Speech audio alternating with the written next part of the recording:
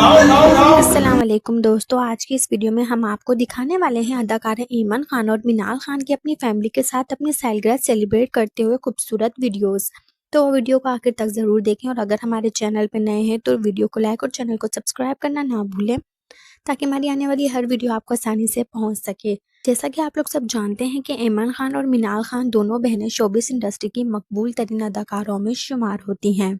कम उम्र में ही शोबिस की दुनिया में कदम रखा और अपने बेहतरीन अदाकाराओं से लोगों को अपना दीवाना बनाया। इसके बाद ईमान और मिनाल खान ने ड्रामा इंडस्ट्री को खुदाफिज कह दिया, लेकिन इनकी मकबूलियत आज भी बरकरार है।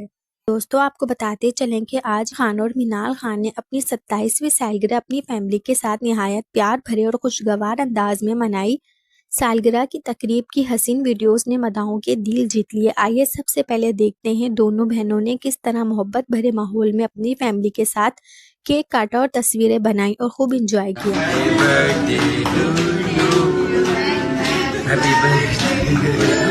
कि आपको ईमान खान और मिनाल खान की फैमिली के साथ अपनी 27वीं सालगिरह मनाने की ये वीडियो बहुत पसंद आई होगी। अपनी राय हमें कमेंट सेक्शन में ज़रूर दें, क्योंकि आपके कमेंट्स का हमें हमेशा से इंतज़ार रहता है। अपना बहुत सारा ख्याल रखें। मिलते तब तक के लिए अल्लाह हाफ़िज़।